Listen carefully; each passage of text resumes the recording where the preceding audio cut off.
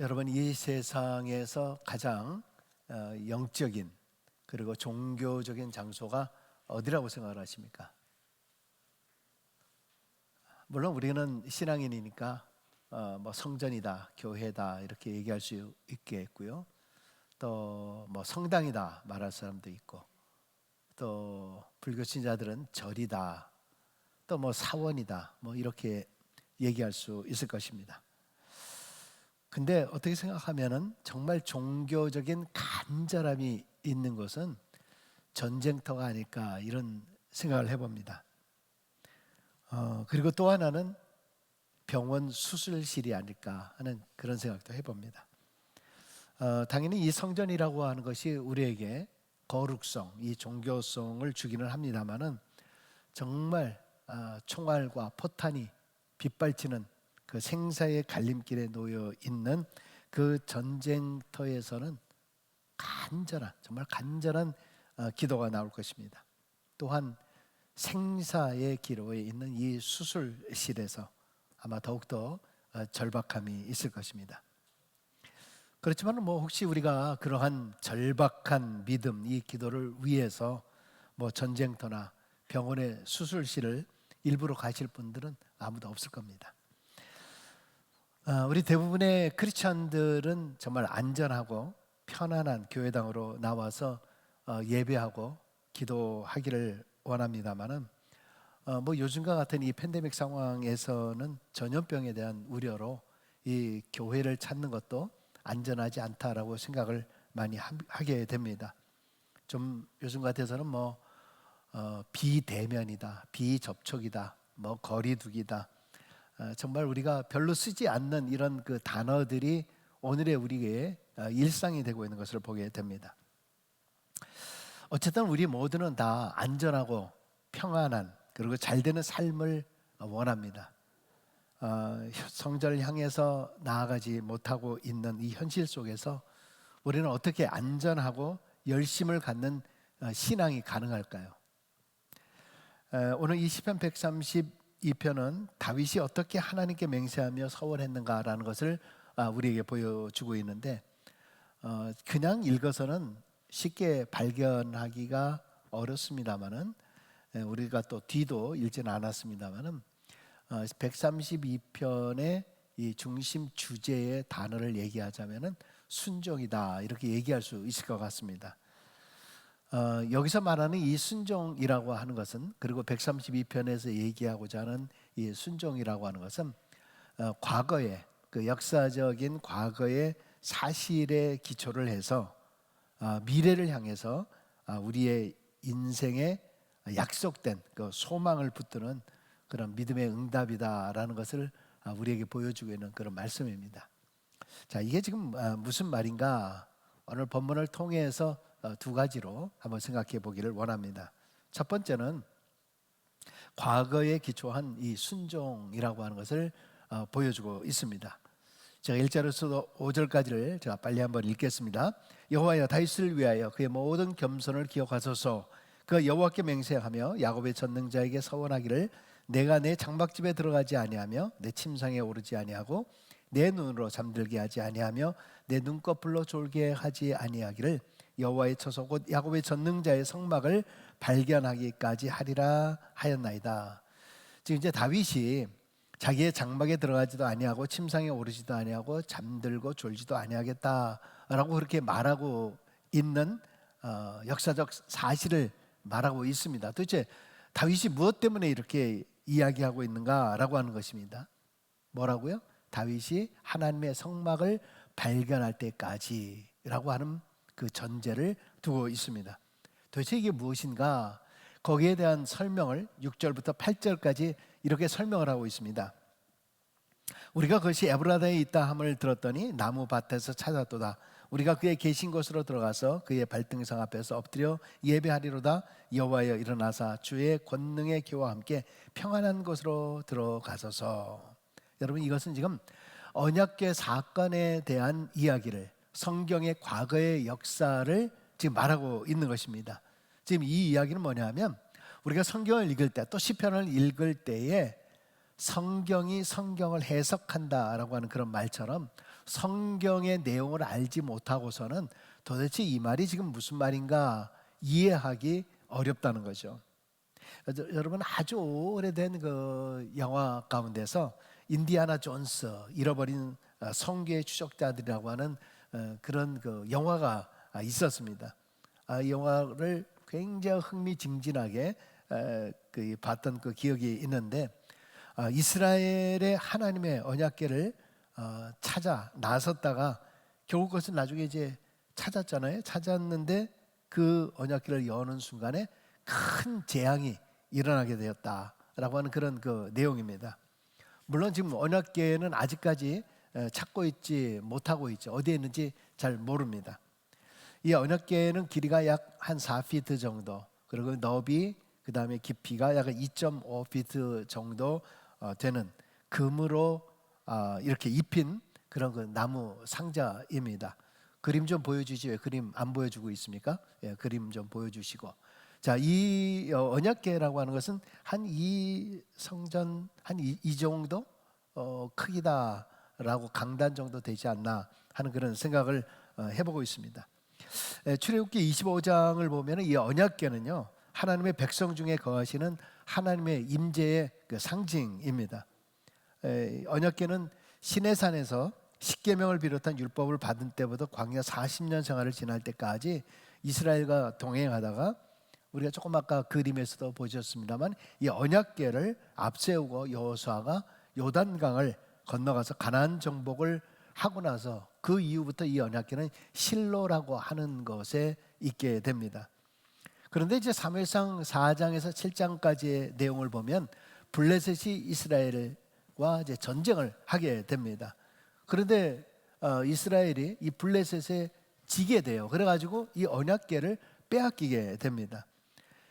이 블레셋 사람들은 자신들의 신이 이 하나님을 이겼다라고 하는 그것을 자랑하기 위해서 자기의 신전에다가 하나님의 언약궤를 두게 됩니다. 근데 하나님의 언약궤가 자기들의 신상과 함께 했는데 밤새 그 안에서 어떤 일이 일어납니까? 막 자기들의 신상이 무너지고 부서지고 막 전부 그렇게 된 겁니다. 그래서 이 블레셋 사람들이 깜짝 놀라가지고 이 언약궤를 다시 이스라엘에게 돌려주게 됩니다. 그래가지고 이 돌려주게 되는데, 이 사무엘상 7장에 보면은 이 언약궤가 그때부터 기럇 여아림이라고 하는, 성경에는 에브라다라고 되어 있는데, 여기에 약 25년 동안 어떤 의미에서는 방치가 되어 있었던 그런 상황입니다. 이 언약궤라고 하는 것이 정말 하나님께서 이 백성들을 다스리는 하나님의 임재의 상징이었는데, 이 언약궤의 역사를 보면은 이스라엘 사람들이 언약궤를 일종의 막 부적처럼, 그렇게 골동품처럼, 또는 하나님을 마치 자기들이 마음대로 움직여 나갈 수 있는 마법 상자처럼 그렇게 생각하곤 했다는 겁니다. 그 대표적인 것이 조금 전에 말씀드린 대로 블레셋과의 전쟁 가운데서 이스라엘 군대가 계속 지게 되잖아요. 계속 지고 싸우면서 어려워지니까 이 사람들이, 야, 언약궤를 한번 앞에 내보자, 전쟁터에 내보자. 그러면 우리가 승리할 수 있을 것이다. 정말 그들이 하나님을 의지하는 것이 아니라 언약궤를 의지하는 거예요. 그렇게 해서 언약궤를 가져왔다가 결국 어떻게 됩니까? 그 전쟁에서 패하게 되고 오히려 언약궤를 빼앗기게 되었던 것입니다. 지금 오늘 우리가 같이 읽었던 이 시편 132편은 바로 이 사건, 역사의 과거를 우리에게 보여주고 있는 그런 그 내용입니다. 그 이후에 이렇게 방치되었던 이 언약궤가 이제 다윗에 의해서 옮겨지게 됩니다. 이것을 찾으려고 애썼던 이 다윗은 하나님의 언약궤가 기럇 여아림에서 이렇게 방치되고 있었다라고 하는 사실을 알게 되고, 그것을 예루살렘 성전으로 옮겨오게 됩니다. 잘 아시는 대로 그 예루살렘으로 언약궤가 들어오는 그 순간에 이 다윗은 얼마나 기뻤는지, 막 하나님의 임재를 그 안에 느끼면서 왕의 체면과 상관이 없이 자기의 바지춤이 내려가는지도 모르고 그냥 할렐루야 할렐루야 했겠죠. 그렇게 찬양을 하다가 핀잔을 받기도 했었습니다. 그러니까 오늘 이 시편 132편은 성전에 올라가는 노래라고 되어 있지만은 한마디로 언약궤의 노래다. 하나님의 임재에 대한 그러한 노래다. 이렇게 불려지고 있습니다. 이 언약궤의 노래를 부르면서 당시의 순례자들이 과거에 있었던 방금 이러한 역사적 사건들을 기억을 하면서 그 교훈을 다시 새기고 있는 것이죠. 결국 우리가 하나님 말씀을 볼 때에 이러한 역사적 배경이나 이런 것을 알지 못하면은 이것이 나에게 아무런 감동이 되지 못하지만 당시의 순례객들은 이 사실을 다 알고 있었던 거죠. 그렇기 때문에 그들 가운데서 이 노래를 부르면서 하나님의 백성들은 순종의 기초 위에서 걸어간다라고 하는 그것을 마음속에 새기고 있었다는 거죠. 순례자들은 하나님을 만난다라고 하는 그 하나님의 임재에 대한 그 기대, 우리가 마치 성전을 올라갈 때 그러한 기대처럼 그러한 기대의 마음과 더불어서 그 하나님이 계시는 그곳에 다윗이 정말 춤을 추고 기뻐하면서 막 이렇게 했던 것처럼 그 벅찬 심정으로 그 마음으로 예루살렘으로 올라갔던 거죠. 여러분, 그 이스라엘의 그 초대 왕이었던 이 사울 왕은 사실은 굉장히 인물도 준수하고 대단했던, 아주 괜찮았던 바로 그런 겸손했던 이 사울 왕이었잖아요. 근데 나중에는 이 왕이 되고 나서는 하나님 앞에 불순종하게 되는 겁니다. 여러분, 그때 사무엘 선지자가 이 사울 왕을 찾아가서 했던 유명한 말이 있습니다. 그 말이 뭡니까? 순종이 제사보다 낫다. 순종이 제사보다 낫다. 순종 없이 형식적인 제사, 그 예배를 드린다라고 하는 것은 하나님이 기뻐하시지 않는다는 겁니다. 여러분, 그런데 다윗은 어땠습니까? 다윗은요, 어떤 의미에서는 세상의 인생의 정말 희노애락과 이 모든 것을 다 겪었던 사람이에요. 정말 불리한 상황, 억울한 상황, 말도 안 되는 상황, 이 모든 상황 속에서 하나님을 항변하고 하나님께 따져 물을 수도 있음에도 불구하고 항상 다윗은 그 상황 속에서 하나님의 뜻을 발견했다는 겁니다. 하나님의 뜻이 무엇인가? 내가 왜 이렇게 지금 힘든 상황이, 내가 왜 이렇게 어려운 상황, 내가 왜 이렇게 되었는가? 물론 주변에 많은 상황들이 있기는 하겠지만 그 속에서 나와 하나님과의 관계를 보는 거예요. 하나님께서 이 일을 통해서 나에게 뭘 말씀해 주고자 하는 것인가? 어떤 의미에서는 정말 내가 하나님 앞에 이렇게 잘 섬기려고 하고 이런 사람인데 왜 나에게 이런 말도 안 되는 일들을 겪게 만들까?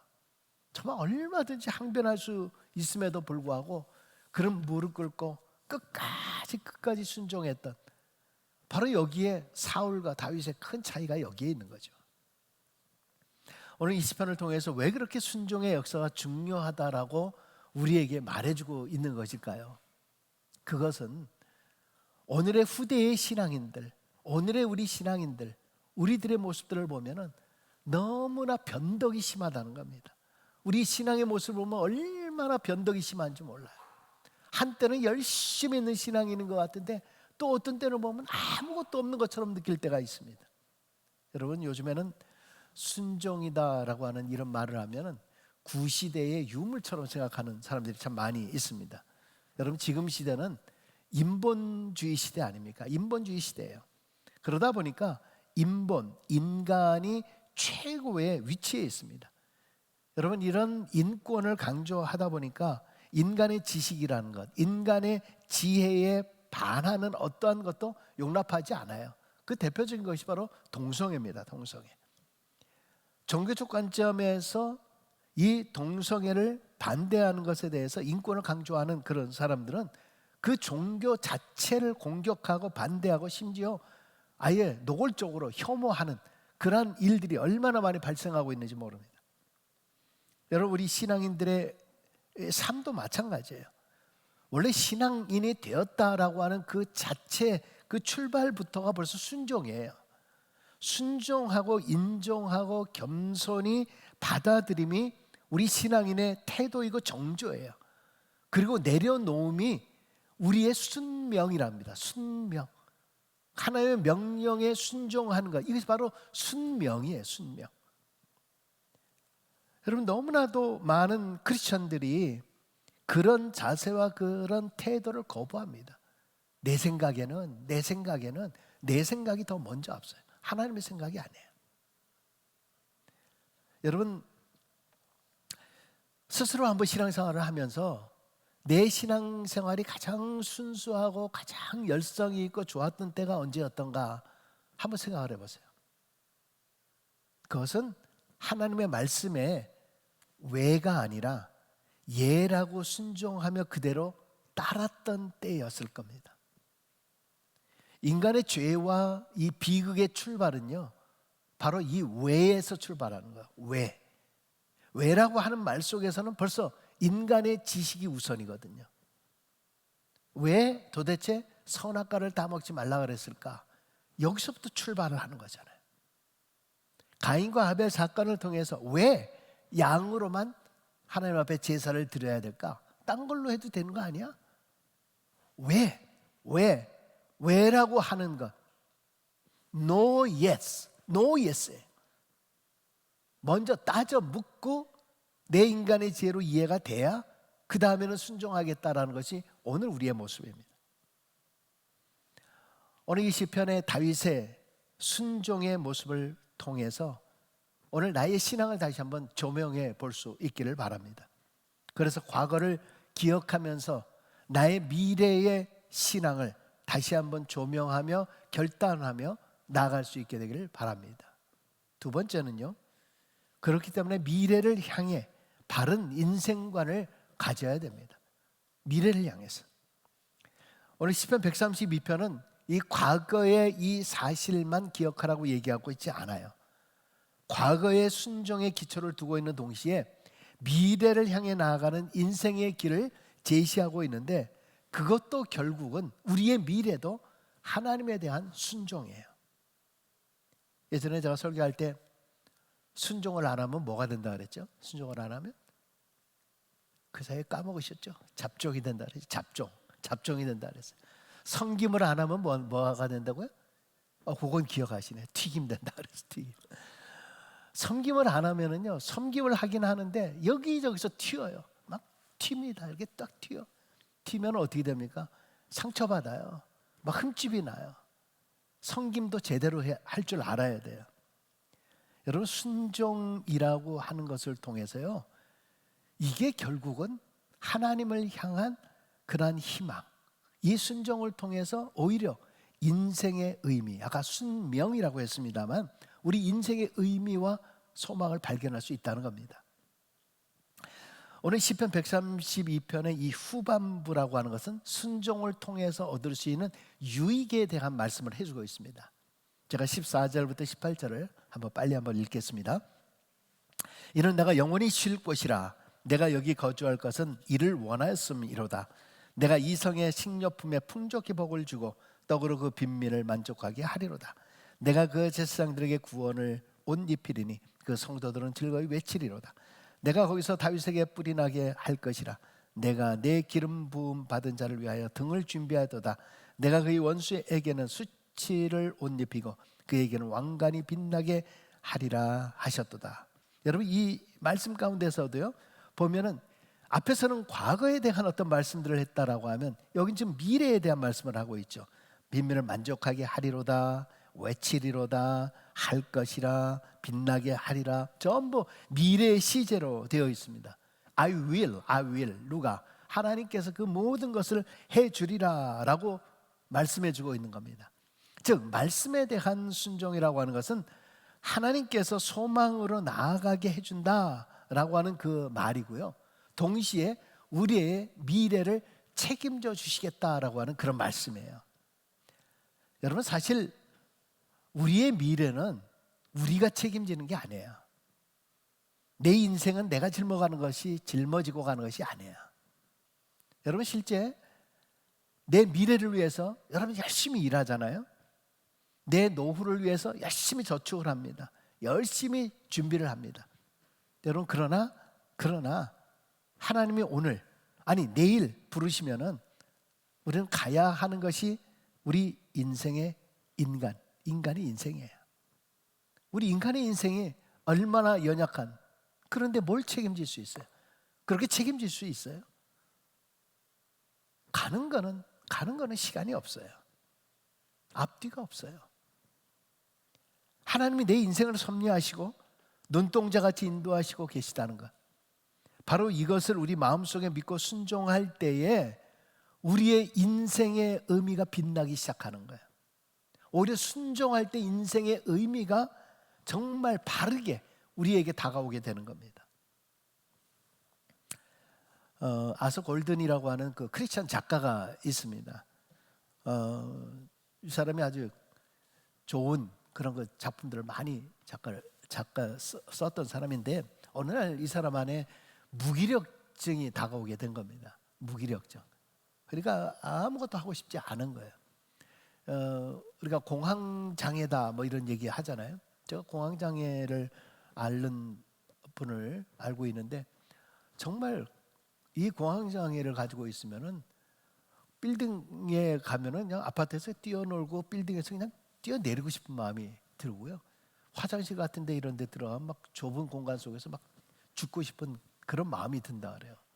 굉장히 아주 힘든 질병 중에 그 하나입니다. 하루아침에 이 사람도 자기 인생의 의미가 없게 그렇게 보이는 겁니다. 상당히 유명한 작가였음에도 불구하고 이 인생의 의미가 없으면 사람은요, 이게 살고 싶지 않는 거예요. 자살하고 싶은 겁니다. 몇 번 자살을 생각하다가 이제 마지막으로 자신의 그 절친인 친구인 의사에게 찾아가서 이야기를 합니다. 이런저런 이야기를 쭉 하고 자기 마음에 있는 솔직한 얘기를 다 이야기하고 자기의 상태를 이야기를 합니다. 마침 그 친구는 정신과 의사이면서 또 상담가였습니다. 이 친구는 쭉 듣고 있다가 아서에게 네가 어릴 때 가장 좋아했던 일이 뭐냐 이렇게 물어봅니다. 그래 한참 생각을 하다가 어릴 때 내가 바닷가 근처에 살았었는데 이 파도 소리 들으면서 이 갈매기 소리를 듣는 거, 정말 거기서 조개 캐던 게 내가 너무 좋아했었다, 이런 이야기를 합니다. 그랬더니 이 닥터인 친구가 다음날 처방전을 줄 테니까 10시까지 오라고. 그래서 다음날 아침 10시에 만나게 됩니다. 그에게 4가지 처방전을 그에게 줍니다. 이 처방전은 굉장히 중요한 거니까 꼭 시간에 맞춰서 이것을 펼쳐보기를 바란다고 이야기를 합니다. 그리고 이 처방전은 반드시 네가 어릴 적 있었던 그 바닷가에 가서 펴보라고 이야기를 합니다. 아서는 이 처방전을 가지고 자기의 고향에 가게 되었고, 다음날 아침 9시에 첫 번째 처방전을 뜯습니다. 그 처방전에는 이렇게 써 있습니다. 아서, 네가 이 처방전을 열어볼 때쯤이면 너는 바닷가에 가 있겠지. 그곳에 앉아서 파도 소리와 갈매기 소리를 2시간 동안 조용히 들어보게. 그게 바로 첫 처방전이었습니다. 처방전에 대한 여러 가지 기대를 가지고 있었는데 좀 실망을 했지만 아무튼 해보기로 하고 파도 소리와 갈매기 소리를 이렇게 듣고 있습니다. 근데 왠지 마음이 평안함을 느껴지면서 뭔가 좀 달라지는 것을 느끼게 되는 거죠. 그러다 보니까 바닷가를 바라보면서 어릴 때를 생각을 하고 갈매기를 바라보는 동안에 벌써 12시가 다 된 겁니다. 2번째 처방전을 열어볼 시간이 된 거죠. 이 2번째 처방전을 열어봤더니 거기에는 지금까지 살면서 행복했다고 생각되는 순간들을 한번 생각해봐라, 그렇게 써 있습니다. 그는 눈을 감고 지금까지 살아온 과거의 인생 가운데 여러 가지 힘들고 어려운 것들이 아니라 그래도 좀 재미있었고 그 다음에 좋았던 것, 자신의 삶이 자살까지 생각했던 그런 인생의 삶인데 갑자기 자기 얼굴에서 미소가 나오기 시작을 하면서 친구들과 막 그 바닷가에서 씨름하고 막 놀았던 것들, 수영하던 일들, 조개를 따던 일들, 그래서 과거에 참 행복했던 순간들이 참 많구나. 그때 엄마가 저기서 밥 먹어라 이렇게 엄마가 또 부르면 집으로 가면 엄마가 맛있는 음식을 또 밥상을 차려주던 그런 생각들, 참으로 내 인생의 삶에 행복했던 그런 순간들이 많았구나. 과거를 생각하면서 과거에 있었던 그런 일들을 생각하며 그의 마음이 점차 밝아지기 시작한 겁니다. 오후 3시가 되었습니다. 세 번째 처방전에는 지금부터 자네의 마음속을 자세히 들여다보게, 그리고 자네가 지금까지 살아온 인생의 동기가 무엇인지, 의미가 무엇인지를 곰곰이 되씹어보게 라고 하는 처방전 내용입니다. 그럼 몇 시간 동안 자기의 인생을 살아온 동기, 내가 인생에 살아온 동기가 뭔가, 이 마음을 들여다보게 됩니다. 그러다 갑자기 깜짝 놀라게 된 겁니다. 내가 크리스찬인데, 내가 크리스찬 작가인데, 당연히 자신은 자기 마음속에 하나님이 계신 줄 알았어요. 근데 그 바닷가에서 자신의 마음을 들여다본 그 순간의 마음속에, 내 마음속에 하나님이 중심에 있는 것이 아니라 세상의 것들로 가득 차 있었던 모습. 내가 말은 하나님의 영광을 위해서 일을 하고 하나님의 영광을 위해서 글을 쓴다고 그렇게 이야기를 했지만은 실제 마음속에서는 하나님이 없었던 거예요. 일주일 내내 삶을 살면서 하나님이 없었던 거예요. 왜 글을 썼는지, 자신의 명예를 위해서, 돈을 위해서 글을 써왔던 자신을 발견하게 된 거죠. 이 사실을 발견한 그는 눈물을 쏟기 시작을 하면서 하나님을 향해서 탄식하며 기도합니다. 하나님, 내가 그리스도인이라고 하면서, 그리스도인 작가라고 하면서 내 마음에 하나님이 안 계셨네요. 오히려 하나님이 내 저 주변 가장자리에 계셨군요. 그렇게 울다 보니까 저녁 6시를 맞이하게 됩니다. 마지막 처방전이 기다리고 있었습니다. 거기에는 아서, 이제 자네의 죄를 자백할 시간이네. 자네가 자백할 죄들을 모래사장에 모두 써보게. 울면서 참으로 회개하면서 모래사장에 글을 써내려가기 시작합니다. 쓰다 보니까 자기는 누구보다도 올바르게 살았었는데, 그렇게 살았다라고 생각했는데, 내가 누구에게 해코지한 것도 없다라고 생각했는데 왜 그렇게 잘못 산 것들이 많은지, 자신의 아내와 자녀에게 잘못한 것들, 내가 정말 하나님 중심으로 살지 못했던 것들, 그리고 내 순간순간 나를 자랑하며 내가 쾌락을 위해서 살아왔던 것들, 그 모든 죄를 모래사장에 써내려가기 시작을 했습니다. 처방전에 있는 대로 모든 것을 다 써놓고 이제 뒤에서 하나님, 내가 이런 존재였군요. 하나님, 제 죄를 용서해달라고 그렇게 간절히 기도합니다. 어느새 바다에는 이제 해가 지고 밤이 찾아오기 시작을 하는데, 갑자기 아스월드는 눈앞에 펼쳐진 깜짝 놀라운 일을 보게 됩니다. 그것은 다름이 아니라 그가 바닷가 모래사장에 써놓았던 그 수많은 죄, 이것이 밀물이 들어오면서 물이 나가면서 깨끗이 씻어지는 그 광경을 바라보게 된 겁니다. 그것을 바라보면서 하나님께서 내 모든 죄를 다 용서해 주셨구나. 그는 일어나서 주님을 찬양하면서 내 삶의 의미를, 진정한 내 삶의 의미를 다시 찾고 그리스도인 작가로서 일을 계속하게 되면서 유명한 작가로 그는 자기의 일생을 하나님 앞에 영광 올려드리는 바로 그런 간증을 리더스 다이제스트에 실어 놓았습니다. 여러분의 인생은 어떻습니까? 하나님 앞에 섰을 때 나는 정말 순종하며 인생을 살았노라고 그렇게 고백할 수 있으십니까? 지금 과거에 무엇이 여러분의 지금 발목을 잡고 있습니까?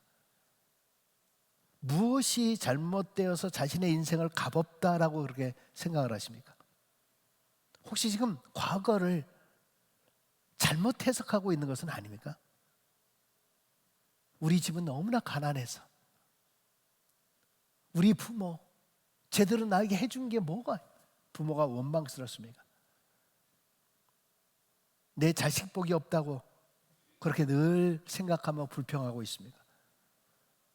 남과 비교해서 내 자신은 무능하고 하는 일마다 안 된다라고 그렇게 생각하고 있습니까? 나는 친구도 없고 나는 너무나 외로운 인생이다 라고 생각하십니까? 미래의 염려 때문에 현재를 무의미하게 보내고 있지는 않습니까?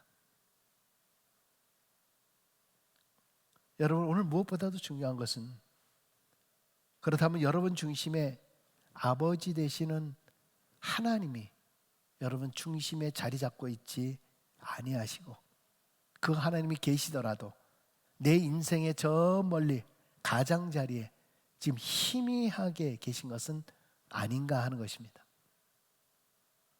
오늘 시편 132편은 우리의 과거에 대한 기억을 생각하게 하면서 미래의 소망을 가지게 해줍니다. 오늘 이 시편의 말씀을 통해서 과거 내가 신앙인으로서 어떻게 살아왔던가, 정말 지금까지 내가 말씀에 순종하며 살아왔었던가, 내가 이 신앙의 기쁨의 삶이 내 안에 있었던가, 혹시 남들이 볼 때는 경건의 모양은 있지만 실제 내 삶 자체에는 경건의 능력을 부인하면서 늘 뜨뜻미지근한 그 신앙으로 살아왔던 것은 아닌가. 오직 세상 사람들의 그 가치관에 붙잡혀 그렇게 의지하며 살아왔던 것은 아니었던가. 우리 자신을 한번 돌아볼 수 있기를 바랍니다. 그러나 이제 과거의 삶을 돌아보면서 이제 다시 오직 하나님만을 바라보면서 나의 미래에 남은 인생의 삶이 얼마 남았는지 알 수는 없지만 남은 나의 인생의 삶의 기간을 좀 더 의미 있게 가볍게 살겠다라고 하는 결심과 고백과 그런 소망이 오늘 여러분의 삶에 가득하게 되시길 주의 이름으로 간절히 축원합니다.